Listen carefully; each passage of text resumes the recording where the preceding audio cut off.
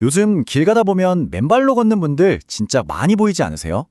이른바 어싱 혹은 접지라고 불리는 이 맨발 걷기가 그냥 스쳐 지나가는 유행일까요? 아니면 정말 과학적인 근거가 있는 새로운 건강 비결일까요? 오늘 이 시간 그 핵심을 한번 제대로 파헤쳐 보겠습니다.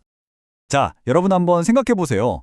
늘 스트레스에 또 수면 부족에 시달리는 우리 현대인들에게 돈 한 푼 안 드는 최고의 보약이 있다면 어떨까요? 맨발 걷기가 바로 그 답이 될 수 있다는 주장이 계속해서 나오고 있습니다. 그럼 먼저 이 어싱이 대체 우리에게 뭘 약속하는지, 그러니까 어떤 효과가 있다고들 하는지부터 한번 살펴보겠습니다. 어싱, 우리말로는 접지인데요. 말 그대로 우리 몸이 지구 표면과 직접 연결되는 걸 말합니다. 와, 들어보면 정말 솔깃한데요. 맨발 걷기를 지지하는 분들은 크게 5가지 효과를 이야기합니다. 스트레스가 줄고 잠을 푹 자게 되는 건 물론이고요. 면역력이 강해지고 몸의 염증과 통증이 줄어든다고 해요. 거기다 혈액순환 개선, 근력 강화, 심지어 체중 관리에도 도움이 된다고 하니 이거 뭐 만병통치약 같기도 하죠? 자, 그런데요. 이런 여러 주장들 중에 그냥 좋더더라 수준이 아니라 아주 구체적인 과학적 근거로 제시되는 게 하나 있습니다. 바로 우리 몸속 혈액에서 일어나는 그야말로 혁명적인 변화에 대한 이야기입니다. 바로 이 숫자입니다. 2.7배. 2013년에 나온 한 연구 결과를 보면요. 딱 2시간 맨발로 땅을 밟았을 뿐인데 적혈구에 제타전이라는 게 평균 2.7배나 증가했다고 합니다. 아니, 제타전이가 대체 뭐길래 이렇게까지 늘어난 걸까요? 그리고 그 효과는요, 곧바로 여기서 나타납니다.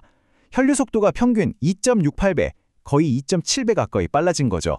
앞에서 본 제타 전이의 증가가 혈액이 도는 속도를 이렇게나 극적으로 개선했다는 겁니다. 제타 전위. 말이 좀 어렵죠? 제가 아주 쉽게 설명해 드릴게요. 액체 속에 떠다니는 입자들이 서로 찰싹 달라붙지 않게 밀어내는 힘이라고 보시면 돼요. 그러니까 제타 전유가 높다는 건 우리 적혈구들이 서로 엉겨붙어서 뭉치는 대신에 사회적 거리두기를 아주 잘하게 됐다는 뜻입니다.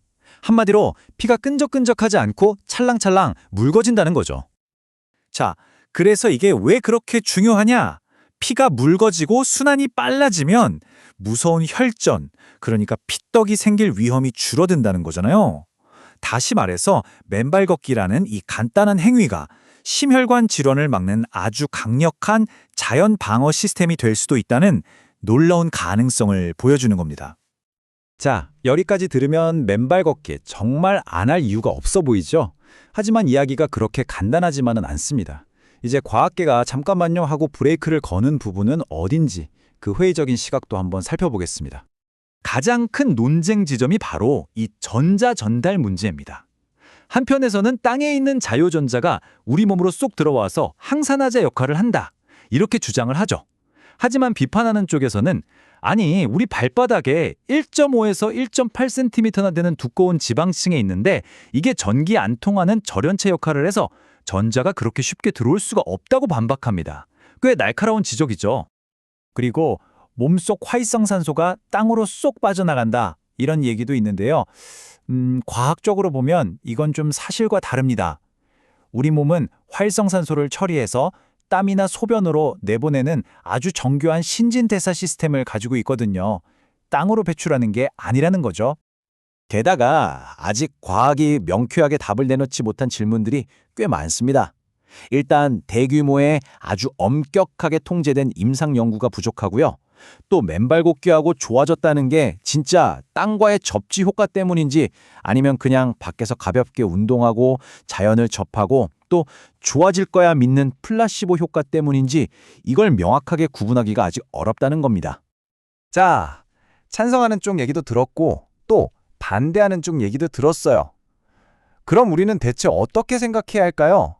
여기서 한번 양쪽 주장의 중심을 잡는 중간길을 걸어보겠습니다. 여기서 아주 중요한 포인트가 있어요. 전자이론이 맞냐 틀리냐, 이 논쟁과는 별개로 맨발 걷기를 하고 나서 몸이 좋아졌다고 느끼는 분들의 경험 자체를 무시할 수는 없다는 거죠. 어쩌면 그 효과는 어느 한 가지 이유가 아니라 우리가 이미 알고 있는 여러 좋은 효과들이 합쳐진 강력한 시너지 때문일 수 있습니다. 바로 이 4가지 시너지 효과입니다. 첫째, 원인이 전자인지 아닌지는 몰라도 혈액이 묽어지는 변화는 실제로 관찰이 되고요. 둘째, 흙과 풀을 밟는 자연과의 접촉 자체가 스트레스를 줄여서 우리 신경계를 안정시켜주죠. 셋째, 울퉁불퉁한 땅이 발바닥에 용천열 같은 지압점들을 꾹꾹 눌러주는 반사요법 효과도 무시 못하고요. 마지막으로 이건 가벼운 운동과 마음챙김, 스트레칭이 결합된 종합 웰니스 활동이라는 겁니다. 자, 이론적인 얘기는 이쯤 하고요. 이제 가장 중요한 실전 팁으로 넘어가 볼까요? 그래서 나도 한번 해보고 싶은데 어떻게 해야 안전할까? 하는 분들을 위한 안전 가이드입니다. 어디서 걷는 게 제일 좋을까요?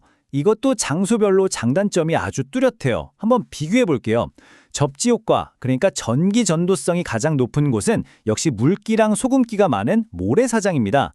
반면에 접근성이 좋고 매일 하기 쉬운 곳은 흙길이나 공원이죠. 발바닥 지압 효과도 아주 좋고요. 하지만 뭐니 해도 가장 안전하고 편안한 곳은 젖은 잔디밭입니다. 다만 전도성은 모래사장보다는 좀 낮고 농약 같은 게 없는지 확인은 해봐야겠죠. 자, 그런데 여기서 정말 중요한 경고가 하나 있습니다. 맨발 걷기, 절대 모든 사람에게 좋은 만능 열쇠가 아닙니다. 어떤 분들에게는 오히려 위험할 수 있기 때문에 극도의 주의가 필요합니다. 특히 이 세 그룹에 해당되는 분들은 반드시 기억하셔야 합니다. 첫째, 당뇨병 환자분들, 신경 손상 때문에 발에 상처가 나도 잘 못 느끼고 혈액순환이 안 좋아서 상처가 잘 아물지 않을 수 있어요. 꼭 의사와 상의하셔야 합니다. 둘째, 무지외반증이나 무릎, 허리 통증 같은 정형외과적 문제가 있는 분들은 증상이 더 나빠질 수 있으니 전문가와 상담이 필수고요. 셋째, 면역력이 약한 분들은 아주 작은 상처도 심각한 감염으로 이어질 수 있으니 정말 깨끗한 환경에서만 하셔야 합니다. 자, 그럼 이제 막 시작하려는 분들 딱 이 세 가지만 기억하세요. 아주 간단합니다. 첫째, 젖은 잔디나 모래사장처럼 깨끗하고 부드러운 곳에서 시작하세요. 둘째, 처음부터 너무 무리하지 말고 10분에서 20분 정도로 짧게 시작해서 발이 적응할 시간을 주세요. 그리고 마지막, 가장 중요한 건데요. 걷기 전과 후에 반드시 발바닥을 꼼꼼하게 살펴서 상처가 났는지 확인하는 겁니다. 결국 건강은 노력한 만큼 보답받는다. 이 말이 딱 맞는 것 같아요. 맨발 걷기는 어떤 기적의 치료법이라기보다는 내 건강을 위해서 내가 직접 할 수 있는 가장 단순하고 또 가장 근원적인 노력 중 하나가 아닐까 싶습니다. 오늘 이야기 어떠셨나요? 어쩌면 우리가 그토록 찾아 헤매던 현대 웰니스를 위한 가장 단순한 해법이 아주 의외의 곳, 바로 우리 발밑에 있었던 건 아닐까요?